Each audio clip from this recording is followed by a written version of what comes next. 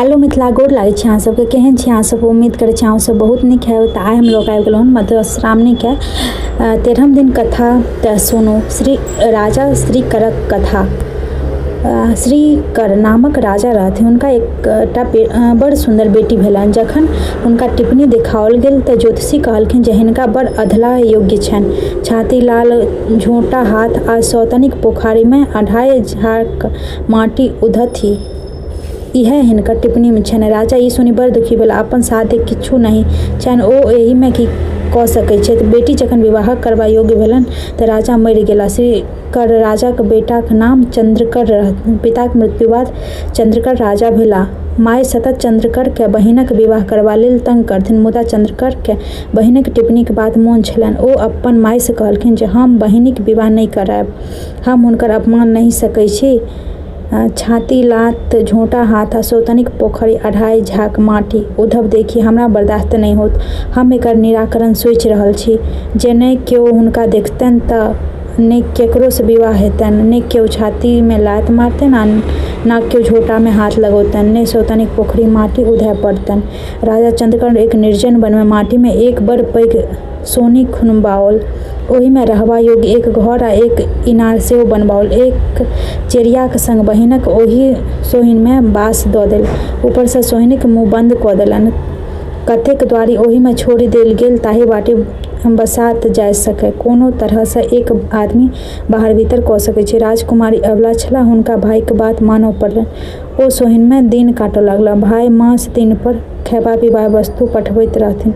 एक दिन सुवर्ण नामक राजा शिकार खेलाइत ओहि वन में पहुँचला जतऽ राजकुमारी घुमैत रहैत छलाह। राजा के प्यास लागि गेलनि। ओ पानी तकैत छलाह। अचानक हुनका चुट्टी सब पर नजरि गेलनि। चुट्टी पर सँ एक धारी सँ जाइत छलाह। जखन राजा ओकरा देखलनि तऽ देखैत छथि जे चुटकी समूह में साग आ भात छै। राजाक विश्वास भेलनि जे एहि लग पास में केओ मनुष्य रहैत अछि। ओ चुटकी धारीक अंत तक गेला। ओ देखैत छथि जे एक झाड़ी में गीदड़ आ शाहीक बिल सन सोनै छैक। ओहि सँ चुट्टी धारी बहरल अछि।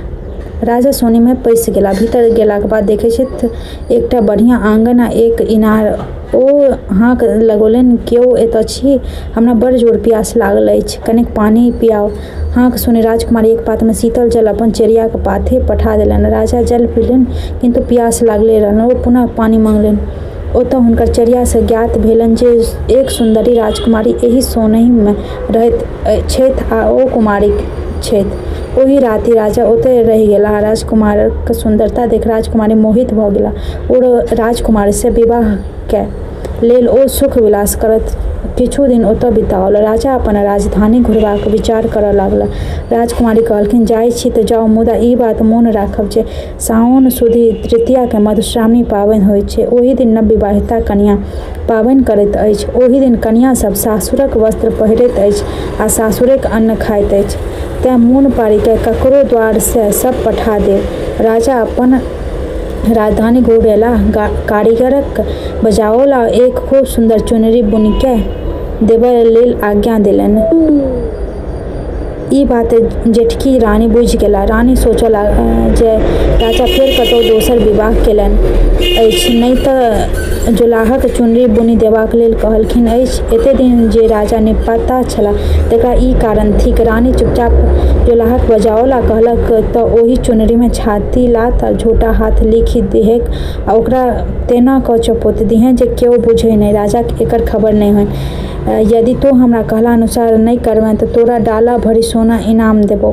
जोलाह आमदनी देखि रानी के बात मानि गेल। पूर्व समय में राजा लोकनि चिड़ै चुनमुनी पोसैत छलाह। ओकरा सबके प्रशिक्षित कऽ गुप्त काज लैत छलाह। राजा सुवर्णक सेहो एकटा कौआ छलनि। राजा चुनरी एकटा बाँसक चोंगा में दऽ ओकरा मुँह बंद कऽ देलनि आ मधुश्रावणी से एक दिन पूर्व कौआ के देलखिन जा नवकन्या के पता बुझि दे अबाक आदेश देलनि। कौआ चालाक रहथिन छल। कौआ बाट में एकटा कुम्हारक ओतऽ भोज रहै। ओतऽ ओ चोंगा राखि ऐंठ कूटि खाय लागल। ओकर चोंगा ओतहि बिसरि गेल। मधुश्रावणी दिन राजकुमारी के सासुर से कोनो वस्तु नहि अयलनि। ओ तमसा कऽ उजरा चानन सँ गौरी पूजा केलनि आ आकर जोड़ी वर मांगलन जे जहिया हमरा राजा से भेंट हो तऽ हम बौक भ जाय। राजकुमारी भाई चंद्रकर के जखन पता लागल जे हुनकर बहिन विवाहक लेलक तऽ ओ तमसा क खर्चा पठाबा बंद कर देलन। खर्ची बंद भेला से राजकुमारी साँझक साँझ उपास पड़ऽ लागल। चेरिया के राजकुमारी के कष्ट नहीं देखल जाय। लग पास में एकटा पोखर खुनाई छल, ओहि में माटी उधक काज करऽ लागल। साँझ में बोइनी आनि दिन दुनू गोटा उपास तोड़ऽ ई काज चेरिया नित्य दिन करऽ लागल। ओहि बोनी सँ दुनू गोटा के गुजर नहीं जान। राजकुमारी सेहो फाटल पुरान पहिरत चेरियाक संग बोनी करऽ लेल गेला। ओतऽ हुनका पता लागि गेलनि जे ई पोखर हुनकर सौतीनक खुना रहल छनि। ई बुझितहि हुनका टिप्पणीक बात मोन पड़लनि। ओ सोचलखिन लिखलाहक केओ नहि मेट सकैत छथि। जखन ओ पाथिया में माटी उठेलनि आ भारी लागल तऽ बाजि उठलनि, सिरकर सिरही चढ़ाओल, चंद्रकर देल बनवास, राजा सुवर्ण बनहि बियाहल, लिखला नहीं प्रकार। जन सब ई सुनी अकचका गेल। राजकुमारी दोसर पथिया माटी उठालनि आ ओहे फकरा बाजली। वन में राजा सुवर्णक विवाह बात सुनी सबके आश्चर्य लागलनि। संयोग से राजा सेहो ओहि दिन पोखरिक काज देखबा हेतु आयल छलाह। ओहो ई फकरा सुनलनि। फकरा सुनी हुनका सब ई बात मोन पड़ि गेलनि। कोना ओ प्यासे व्याकुल राजकुमारी के ओतऽ गेला, केहन ओतऽ हुनका सत्कार भेलनि, फेर विवाह केलखिन, सब बात राजा के स्मरण होय लागल। तकर बाद ओ अपन राजधानी आबि ओहि राजकुमारी के बिसरि गेला। राजा के लाजो आत्मग्लानि भेल। राजकुमारी तेसर पथिया माटी फेकबा लेल उठेलनि। एहि बेर ओ आधे पथिया फेकि सकला तऽ बीचे में राजा सुवर्ण हुनका आगाँ में ठाढ़ भऽ गेला। राजकुमारी के राजा चिन्ह गेला आ पुछलखिन जे ई काज किएक कऽ रहल छी। राजकुमारी गौरी के वरदानक अनुसार बौकी भऽ गेला। ओ राजा के किछु उत्तर नहीं दऽ सकला, बौकी भेल ठाढ़ी रहला। राजा सवारी मंगाय चेरियाक संग राजकुमारी के राजमहल लऽ गेला। ओतऽ स्नान कराय सुंदर पटोर आ गहना सब पहिरा रानी के सम्मान देलथि। तखन राजा के एहि बातक दुख होइन जे बाजैत किया नहि छथि। चेरिया से पूछला पर ओ कहलक मधुश्रावणी दिन अपने पाबनि हेतु किछु नहि पठौलनि। ओहि तामस में राजकुमारी उजला फूल आ उजरा चानन से गौरीक पूजा कयलनि आ गौरी से वरदान मांगलनि जे एहन हमरा राजा से भेंट हुए तऽ हम बौक भऽ जाय। तें ओ नहि बाजैत छथि। राजा जहन सब बात सुनलनि तऽ दुखक पारावार नहीं रहल। ओ कौआ के बजा चोरा के खोज कयलनि। कौआ के ई बात ध्यान से उतरि गेल रहै। खोज करिते ओकरा कुम्हार ओहिठाम बात मोनी पड़ि गेलक। राजा अपन दूत पठा कुम्हार के बजबौलखिन। तखन ओ कहलखिन जे हमरा एकर जानकारी नहि अछि, तहन हम अपन ओहिठाम खोज करैत छी। कुम्हार तहन आंगन लेल आ खोज केलक ता पता लागलनि जे भोजक दिन ई 4 पारस खसल आ ओकर पुतौह आ चोरा उठाकर कोठी में राखि देलक। से रखले रहै। ओ आनि राजा के देलखिन आ क्षमा याचना केलक। राजकुमारी के तखन संतोष भेलनि जे एहि में राजा कोनो दोष नहि, कौआ के चलतास ई सब फसाद भेल।